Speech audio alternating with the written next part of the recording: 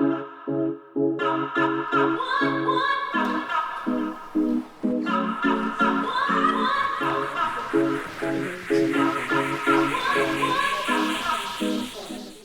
morning, everyone. I'd like to show you two sequences of a film. It won a prize. The name of the prize is International Motor Film Award. Okay, so let me introduce the director of the movie.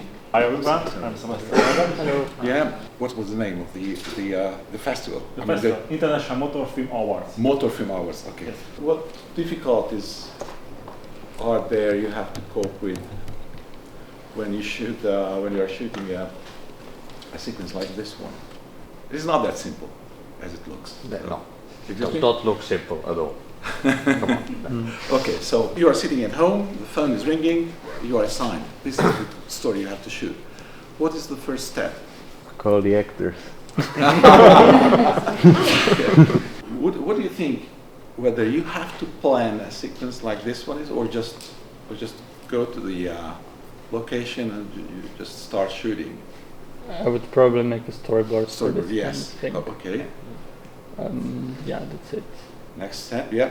I would consult with the DOP and see what kind of camera we could use to shoot in the car. Either like, for example, GoPro to get these shots if you want to actually use a vehicle. Why GoPro? What is the benefit of They're having small, the GoPro? compact, and they are having high quality. Okay. What is the downside of the GoPro? Quality, I guess. What like having And Depth. what does he mean when he's saying depth? The sensor is pretty small and the depth of field is not shallow enough. So everything is in focus and we don't want to look like that. So this is the downside. So it is not ideal. GoPro has a small sensor, so we need a camera, a relatively small body with a big sensor, right? Okay. Do you know any camera like that? Sony, yes, Sony FX3. FX3 is perfect. Yeah. Small body, huge sensor. Yeah, that's ideal. Okay, so we've got the cameras. How to go on? the lens. Yeah, lens. Okay. Yeah. Now we are missing an important step in the process, which is location. When you have the location, then you can fine-tune the storyboard. Okay. What is the problem with this shot? Where is the camera? It's on the hood. That's your guess, right? Yeah. It is, actually it is. What is between the characters and the camera? There's an object called windshield, a reflecting glass. So what do you do with the reflection? Somehow you have to cover the reflection of the sky. Black flag. Exactly, yeah. What is the difficulty of this shot? How can he drive if there's a camera just in front of him? Maybe he's not driving. Uh-huh. Someone else is driving. It's a detail. We need some cheat, right? If it's shot in a studio, what do you need in the studio? Yes. I would do it here, like in a virtual studio. Exactly. That's the way it was done. Okay. Today I want to focus on one question. How do you make your decisions? Which part of the sequence you shoot in the studio? How do you shoot that? What if you have to shoot the entire scene in virtual production studio? I need a fitting background. I need a moving background that can be animated and be. Exactly. We can have the background. This is the location. Okay. This is the background, and there are many other shots as well. But this is one of the shots. And so we can use this. What is the problem with this one? Because you mentioned something very important. This is a 2D background. Is it possible to have a 3D background for this sequence? It has to be constructed. Yes. Yeah. So it's quite complicated, pretty expensive. We are on budget. So the 3D model has to be huge because the car goes very fast. So we have to use a 2D background. How to go on?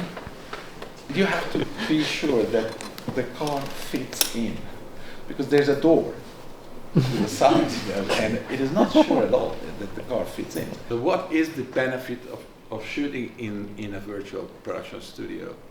The weather is quite nice. a little bit windy and there are clouds in the sky, what happens? They cover the sun. Sometimes they cover the sun. In the virtual production studio, it is not a problem. You use artificial lighting, it's reliable, it's there and it stays there. So the camera was rigged on the hood. They shot everything they could.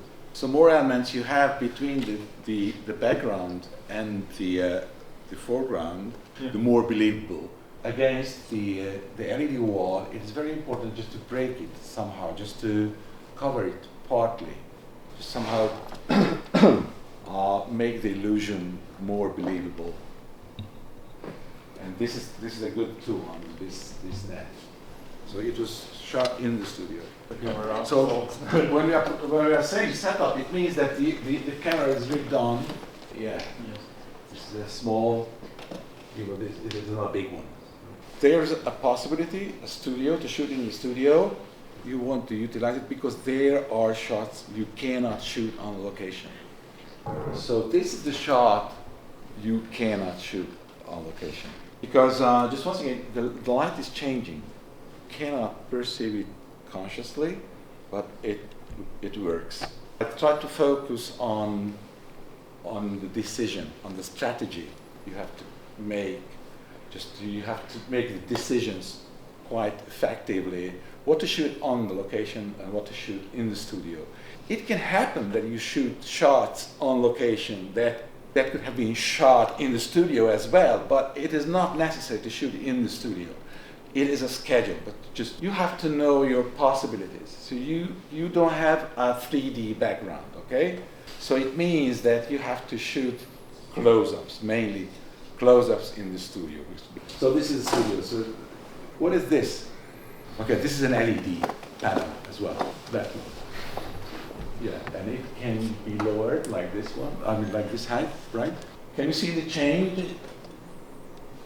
How it goes around? This part on this video was projected from that panel, the ceiling panel, blue sky, plus the sun going around, and it's done.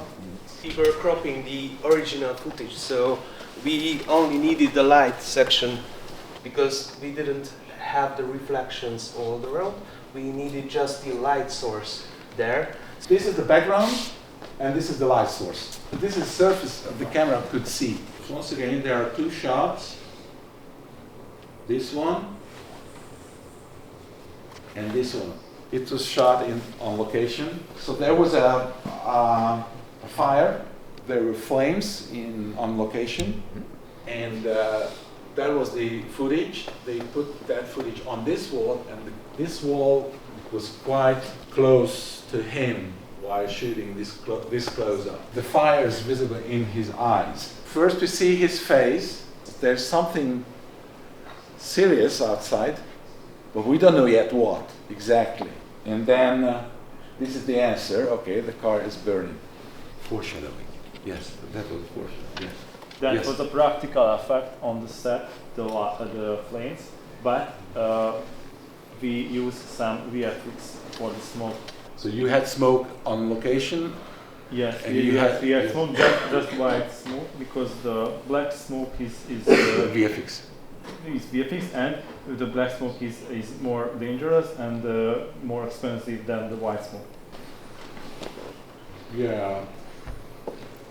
Why? I mean, you have to use this. I mean, what is the name? And this is the Gojek. That was the Gojek, yeah. Why is it necessary? I mean, that was for moving the car, because we have to move here the car. When you turn it around. Yeah. This is the background. Okay, so this is, I could say, for today. You have to make good decisions, but this is a scheme you have to follow. There are points you have to follow, just knowing the circumstances, the technical features and things like that, okay? Thank you for your time. It's my pleasure to see you. Thank you very much.